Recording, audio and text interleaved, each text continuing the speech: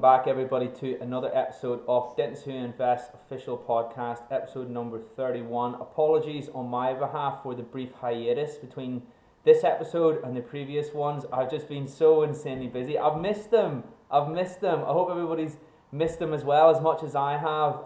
That would be nice. But as it's nice to get back into the swing of things, and we will resume regular weekly broadcasts from this point onwards. So once again, apologies on my behalf. Looking forward to getting back into the swing of things. I have actually arranged some really interesting episodes coming up over the next few weeks. So more information on those as they're being released. And we've got a particularly interesting one today because this is a post that ignited, I don't want to say controversy. It wasn't really controversy, was it so much, Andrew? It was more just a lot of interest, really. There was a post in the group regarding the topic of this podcast, which is practice valuations, but with a specific focus on those intangibles, such as goodwill, etc., what those terms mean, and how they're valued, because that is like black magic, wizardry, you know. How can you possibly extract a value from something like that? Someone is going to shed light on that today, someone that you may recognize from one of the previous episodes of the podcast. I'm very pleased to see him again because it's been a while since we spoke. Of course, he's a very busy man and he's taken some time out of his Saturday to talk to us all. His name is Andrew Acton. How are you today, Andrew? Very good, James, and thank you for having me back. I know you've been busy, so it's not been easy to fit this in with everything else that you're got going on. Oh, my pleasure, my friend. I know that you're at a conference today, aren't you? So you're kind of just ducking out between lectures, isn't it? I have. I've just ducked out for an hour, which is good, but we've got plenty of time. I see. Awesome. Brilliant. So as I say, the topic of today's podcast is going to be on practice valuations with a little bit of a unique slant, because we're going to focus on how those valuations are extracted from the intangibles that we spoke of before. So we'll come to that in just a moment. But what I wanted to know first of all, there is a lot of debate generally amongst dentists about how to value a dental practice, and lots of people seem to have a different view. Can you elaborate, as someone in the industry, can you elaborate on why you think this is? Why is there not just a clean cut, this is your bottom line, this is how much you bring in, this is how many surgeries you have, and therefore this is what the valuation of your practice is? Why is that? I think it's a bit like, as a nation, we obsess about the value of things we've got: houses, cars, stocks, shares. I look at your Facebook group regularly, and people are commenting on their shares and their Bitcoin and what's going up and what's going down. And as a nation, we're just obsessed about it. Therefore, it's reasonable to follow that through to the value of dental practices. And in reality, the approach taken by many is quite similar in terms of the inputs, and I can talk through what those inputs are. But the bit where it starts to become, to use your word, that black magic, that's when you start to come down to the comparables. And that's when you look at an individual practice and you say, well, how does that practice compare to other practices? And depending on the quality and age of your comparables, that's when you start to get differences in terms of values, because some people talk to their mate in the pub, and they might be using a comparable of a different practice in a different area of a different profile. So guess what? They're going to get a different value. Somebody like myself, this is my world. So I would hope I've got a good database of comparables, and I should be able to get down to a very similar practice in a very similar area that sold for an amount, and I would have that comparable. But from where I am to where some of these other people are, that difference is quite staggering. And that's where the differences come. And that's where you get that debate and conversation about, well, I wouldn't pay more than this, or I think it was worth that. And for me, it comes down to, what are you basing that valuation on? Because if you're not basing it on good quality, up-to-date data, then you're probably going to get a number which might be some way from the truth. I'm going to say as well, someone's dental practice, it's their baby. It's something they've created and grown. Maybe there's a little bit of an emotive factor that comes into it as well. And maybe it's up to you to just dish out the cold, hard, the logic a little bit, I suppose, from time to time. Would you say that that's something that comes into play? Oh, completely. I mean, you kind of get practice owners fall into two camps, really. You get those that have owned it for 12, 15, 20 years, And it is their baby. It's their life. They may have started it from a squat. It's their world. It means everything to them. You know, their team members feel like family. Their patients feel like family. It's really important that practice gets passed on to somebody who's going to, recognise their legacy and treat it in the way that they treated it. And that is a very emotional seller. And for them, we might work with those people for 6 or 9 months before they feel comfortable getting to the stage where they get a valuation and they start on the sale journey. Because there's an emotional time needed to reconcile the fact you're going to be selling. And at the other end of the spectrum, you get very commercial owners who came into it with a view of getting out at a certain number. And when they hit that number, they want to go. So you get two ends of it. There's more people who are emotionally attached to their practice than not. And when you meet those people, you can really feel it. You know what it's like yourself. You know, you get really invested in something. There is such a massive human factor in dentistry. There's so many moving parts and so many people involved. And yeah, I can totally understand why that might be the case. Someone's just poured so much love into something that it's hard to just see it in the cold hard light of day because it's entangled in this emotional aspect in their head. I totally get that. It's all wrapped up together. You're right. It's all wrapped up, and on that's you can definitely spot the difference between an independently owned dental practice and a corporately owned dental practice, because there's culture, there's a vibe, there's a family feel to it. So yeah, when it's done well, it works really well. I could totally see myself being like that, not really being able to look at it in a logical fashion because I love it so much. I don't know. Maybe. I don't know the practice, but I could see that someday. Yeah. Let's get under the bonnet. Can you walk me through, when you're valuing a practice, can you walk me through that process, what you look at from start to finish to arrive at that final figure? Yeah, sure, of course I can. It'll take a few minutes, so bear with me. So in essence, what we start with is we want to look at the financial accounts for the last 3 years. And the last 3 years are important because if you have 3 years of anything, you can see trends. So trends in terms of income, core cost and profit. The caveat to that at the moment is most people accounts for the period 2020 are going to look odd because of COVID. So 23rd of March to the minimum 8th of June, dental practice was shut. So we need to factor in that the accounts of 2020 are going to be peculiar. So that needs to be taken into account. But yeah, we're going to look at the accounts of 3 years. We want to see what the income looks like, core costs, and by core costs I'm meaning staff costs, lab fees, materials, associate costs, and hygiene costs. I want to get a good handle on what those are. Within that profit and loss, there's also going to be the profits in at the bottom. But what we also do, which is important, is then look at what items we can add back to that profit. Because you'll probably be familiar with Ebitda. So Ebitda is earnings before interest, tax, depreciation and amortization. And just to explain what that is, the earnings is the profit, and then the before we add back to that interest, tax, depreciation and amortization. And amortization is depreciation of goodwill. And what we also do is we add back other items as well, because there will be costs incurred by the business which are specific to the principal. So there might be motor costs, there might be using their office at home, there might be extraordinary travel and course costs that we increase it.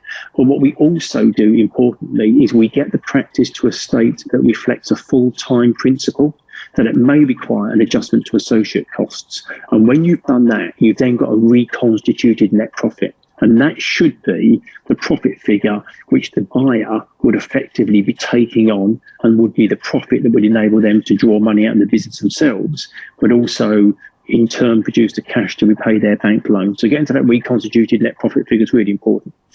What we also do is we look at management information as well. And this is effectively the income that the practice has produced over the past 12 months.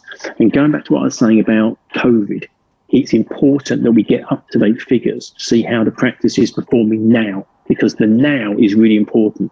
So we need to see monthly figures, ideally broken down by clinician, by income type, and we need to know what period it covers as well. Because then what we can then start to do is build an idea as to what, on an annualised basis, the true income of that practice is for a full year period. And what that also enables us to do is take out those rough edges of COVID, because we want to know what's happening now. We then also want to see what the NHS income looks like if there is an NHS contract, and is that practice delivering? And I know the delivery at the moment is changing, and at the moment we're needing the NHS practices need to deliver up to 60% of their contract activity, and at some point that's going to change. So we need to keep tabs on that. We also want to look at the plan-based income, if there is plan-based income, then plan practice, plan DPAS, whatever it might be. What's that monthly recurring income? How many patients? And then also the independent private dentistry that's coming in as well. So that's kind of the number side of things. And again, the more information you can provide, the better. So if it can be broken down by clinician, that would be perfect. But with that information, that's going to enable us to do the financial assessment. But as you've said, goodwill, it's an intangible. It's not just about the financials. There's a whole host of non-financial matters that we need to look at as well. Awesome. So that goodwill that you spoke of, that is something that intrigues me, because I just really wonder how you can I get that it matters, but I just wonder how you quantify it. So is that something you can talk about a little bit more in detail? Yeah, so we've got so in terms of how we quantify it, we look at all that financial information, and then when you want to quantify and analyse and assess it, you also need to roll into it the non-financial measures of that practice as well. So you need to look at the location of where the practice is. What's the catchment area? What's the demographic profile of the patients in that area? You need to look at the team members. What do the team members do? How long have they worked in that business? What's the spread of skill mix within the practice, not just clinical, but non-clinical as well? Because all these factors are feeding into the overall performance of that practice. Small things like, is there a car park? If you're in a town centre and you have a car park, that's a massive benefit. If you don't, is it easily accessible by a bus or a train? You want to get really under the bonnet and understand what makes this practice tick, because the numbers, for me, the numbers are always just a representation of what that practice has been delivering. What marketing techniques are being used? Is there a well-developed website? Are they part of their local community? Is there a social media presence? And all of this goes into the melting pot, because that's going to give me a really good three-dimensional view in terms of how that practice is set up. Once I've got all that information, I'm now able to consider what the value of that practice will be. And I can now start to lay those numbers out and build that picture as to where that practice is at. What it also means is I'm now going to be able to go into my database of other practices and start to make some comparisons and say, right, so I've now got a 3-surgery practice in this town centre, predominantly private, working out of a freehold property. What have other practices in that area and of that profile achieved on the open market? And that's when we start to get a bit closer in terms of what the specific value of that target practice we're looking at comes out at. The social media thing, I get that now, that I just feel like within my bubble post-COVID, it's always been important, and now it's evolved. It's got like this whole other tier of importance, or its significance seems to, at least in my world or in my bubble, and in my immediate circle of friends, it's taken on this whole new tier of relevance.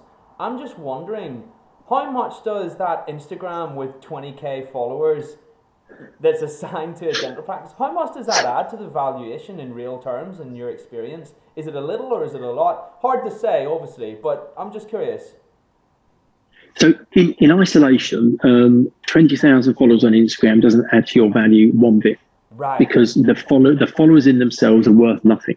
Because I could go and buy 20,000 followers in the next couple of weeks, and I could have 20,000 followers. So that doesn't add value. Where it does add value is if it's a well-curated followership, you're posting good quality content, and that good quality content is bringing patient inquiries. Those patient inquiries should translate into patients who then visit your practice and take treatment that produces an income and in turn profit. So in themselves, it doesn't make any difference. Right. However, if you're using that platform effectively by posting good work to that potential patient base, and they're making approaches, they're DMing you via Instagram, and they come to the practice and receive treatment, then that Instagram channel is worth it's gold. It's worth a fortune. It's no different to having a good website. If I've got a really pretty website with loads of lovely pictures, but nobody's using it to come and receive treatment to me, it's worth nothing. So when people say to me, well, will you pay me extra for my website? If your website is as good as you're telling me, that should be generating so many patients you can't cope, and that would filter into your financial performance. So in isolation, none of these channels add value. What they should be doing is creating a world of noise, which is producing patients to come to your practice, and it's the delivering the treatment that adds the value. It's not the glossy website. And just anecdotally, Andrew, I'm just curious, you've obviously been doing this for a while. At what point did that become relevant, or did that become something that you would consider as part of a practice valuation, having a social media presence? I mean, is that just been over since post-COVID, or has that been for a while? I'm just curious how long this has been something that's relevant to your valuations, or something you're conscious of. Just out of interest. It's been for a while. Yeah. I mean, I think websites have probably been around in terms of a serious marketing channel only for about 7-8 years. Prior to that, they really were just electronic brochures. They were just a signpost to the practice. Whereas now there's some amazing interactive websites. We started to see people using AI with inquiry bots and ways of interacting with patients on there. It's a great way to showcase some of your work. So from that point of view, websites have been around for a while. Social media platforms, it's still in its infancy.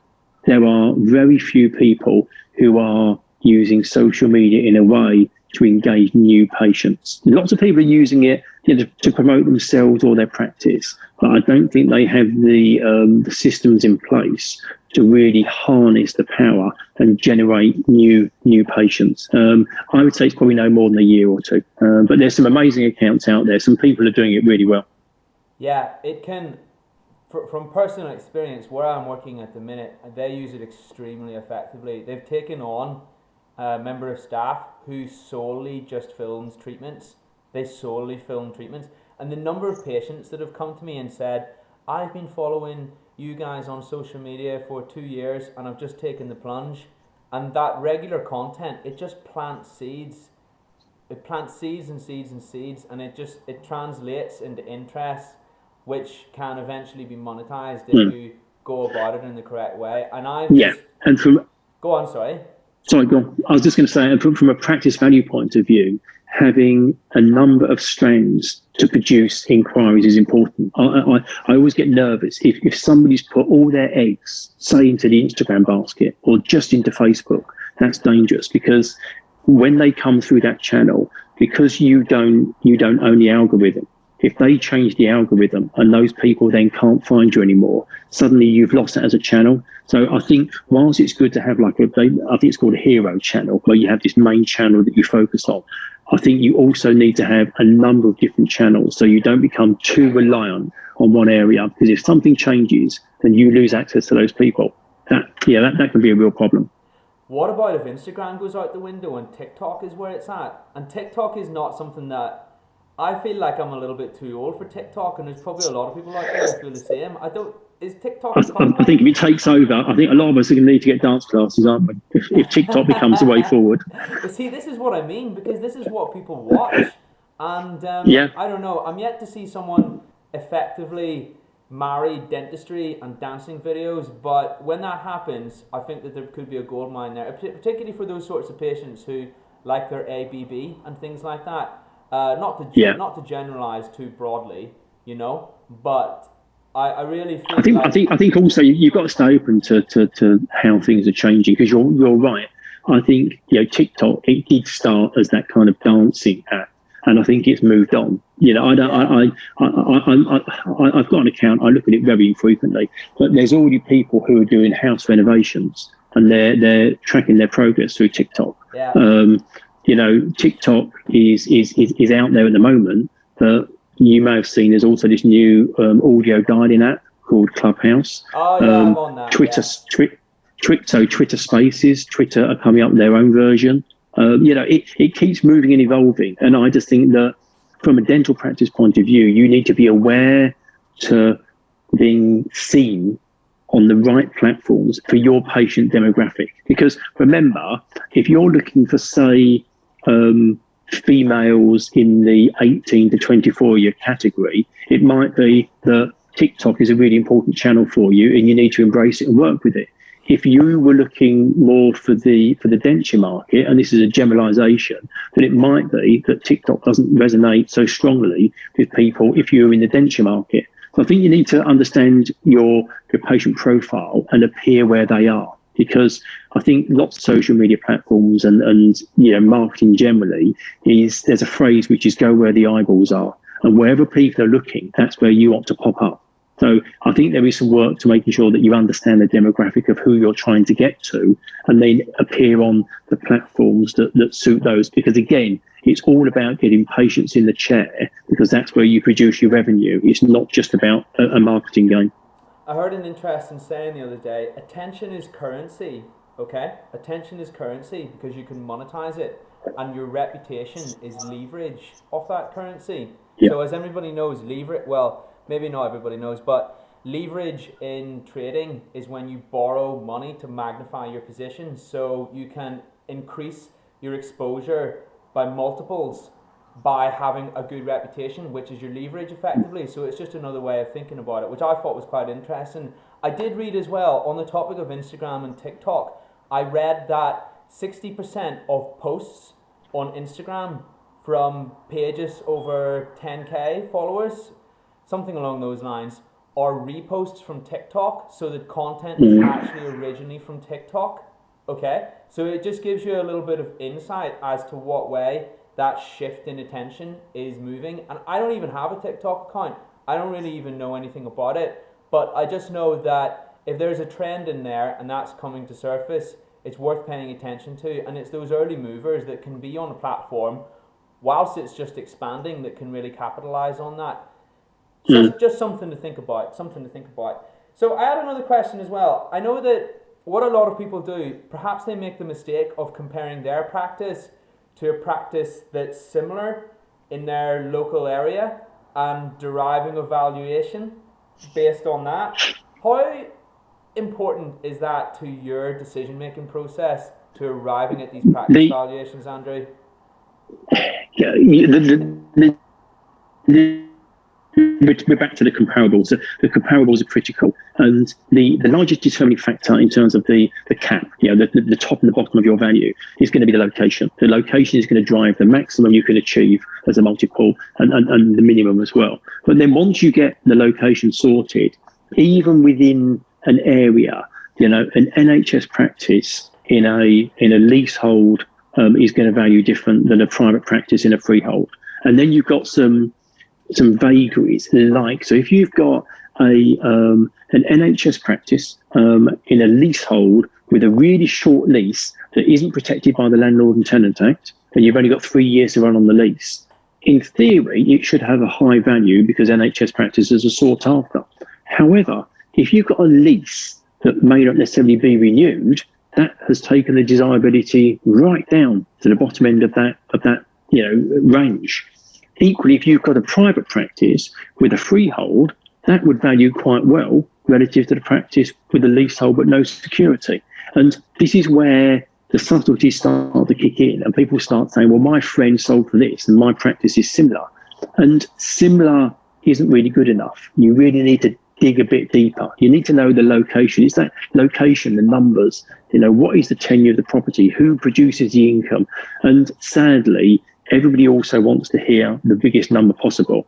And life being what it is, quite often people who have sold before possibly may exaggerate how their sale went. So what you're doing is but reading between the lines, I'm sensing that this is something that's been a bone of contention perhaps in the past. Is that fair to say? It is. And the reason it gets me is the shame of the whole thing is I don't want people to start from the wrong place, because the first number they hear is the one that they believe. And if their friend says, oh, it's worth £1 million, and then they come to a guy like me and I'm like, well, I'm really sorry, it's probably only 800. I shouldn't be apologising, it's 800. They were told £1 million and that was the wrong number. So the start point was the wrong place. But life being what it is, we feel like we're then being, dumbed down. No, no, no. I was told it was £1 million. Well, you were told the wrong number. And that's why I think, sure, it's good to talk to friends and people, but you really need to get this professionally valued by somebody who's in the know. Because at least that way you're starting based on facts. It's a bit like, you've got shares on the stock market and it's not going to, the official record of what the market value for those shares are on the day, and asking a friend who sold some shares 2 years ago, and he says, well, they're worth 13 quid. And then when you actually go to the stock market, they're only worth 9 quid. And you think, oh, what a shame. And it's like, well, no, the £13 was the wrong number. But you feel that you feel you've lost something. So I would encourage people to get it valued professionally, and then you know what it's worth, and then you're dealing in facts. But that comparable data, not only has it got to be in the right area, it's also got to be up to date, because practice values, they tend to change about every 9 to 12 months. So if you're dealing with somebody who sold their practice perhaps 2 years ago, their value is going to be out of date relative to where we are now. So the word of caution is just be careful where you're getting your advice from. Fair enough. Interesting stuff. And just to wrap up, I wanted to ask, short and sweet, how do you know if your practice valuation is correct? Is there any red flags if it's on the market for too long and no one's getting back to you? What's any rules of thumbs on that one? So when we value, it's not an exact science. Lots of people think it is. They want to pin you down to a number. And in my experience, and I've been doing this for over 20 years, it's not an exact science. If I come up with a valuation and I'm within 10% of that number, either high or low, I think that's not a bad guesstimate on that number. Typically, we sell practices for 97% of the valuation. So that's not a bad guess, really. But the two ways you can make sure that the valuation is the best valuation you can get and it's being tested is, the first thing is, any practice for sale should go on the open market. So it should never go to a limited audience, because a limited audience isn't going to get you the best value. So it always has to go to all the people who are looking for practice in that area. So the open market is absolutely critical. And then the second way is, and the approach that we use at Acton Associates, is we use a sealed bid process. And a sealed bid process basically means that people get to put an offer in for a practice, but if there's multiple people who want that practice, everybody who's interested gets only one chance to put in their best and final offer. So if the valuation of the practice was a little bit low, that's going to get reflected in the market, because when people get their opportunity to put in their best and final offer, they may put an offer of 10, 20, 50, £100,000 more than it was valued for, because of the competitive market. And that protects us to make sure that we always get the best value for our client and it sells for the best price. We don't do bidding, we don't do an auction, because that's just not fair. It takes an exceedingly huge amount of time, and ultimately what happens in my experience is somebody overpays, and then through the sale process they then want to renegotiate the price. But by going to the open market and using a sealed bid process, anybody can take confidence that the value of their dental practice or the sale price achieved has been the best that was available at that time. That's awesome, Andrew. Andrew, this has been absolutely filled with golden nuggets today, can I just say. And even though I don't own a dental practice, I'm definitely going to keep a lot of this stuff in mind should that day ever arrive. Andrew, thank you so much for taking the time to talk to us today. Is there anything that you'd like to say just to wrap up? Anything powerful, punchy and impactful, or are you quite happy with everything that's been said so far? No, I think the key thing is, if you're going to get your practice valued, get it valued professionally. The danger of talking to friends is you're going to get a skewed position, and it might be skewed up or it might be skewed down, but you're not starting from the right place. So I encourage everybody, get their practice valued independently and start from the right place. And as I recall you saying in our previous podcast, Andrew, when you're thinking of selling a practice, it's not just about getting that valuation on the day you decide to sell. It's even worth getting an opinion, maybe even a few years beforehand, or even just to touch base, because there's certain things that you can implement so that when that day does arrive, you can be valued as much as possible, and there might be some worthwhile investments that you can do in the meantime. That was the one thing that stuck. That was one of the things that remained with me from the previous podcast. That was what you said, wasn't it, Andrew? 100%, James. 100%. I mean, in a perfect world, people would talk to me 2 to 3 years before they sell. Because if there's nothing to do and they just maintain their position, then they're no worse off. They just carry on performing well. However, as you said, quite often I can come up with ideas of things to improve the performance. Either increase the fees or adjust their working style so they add more profit to the business. And if people come to me 2 or 3 years before they want to sell, I can have an impact and I can help increase the value of their practice. If there isn't anything we can do, then there's no downside to it. There's nothing worse than people coming to me saying, "Can you value my practice today? And I want to start selling it tomorrow." Because there's no opportunity to do anything. So no, I'm glad you remembered that bit, because that's a good one. That was really good. It really stuck with me. Yeah, cheers for that. Awesome, Andrew. Well, as I say, another podcast filled with absolute golden nuggets. I think for anybody who's listening today, they've probably learned a lot. Thank you so much for taking the time to talk to us, Andrew. No problem. Thanks a lot. Speak very soon, my friend. In a bit. See you later. Yeah. Cheers, James. Be well.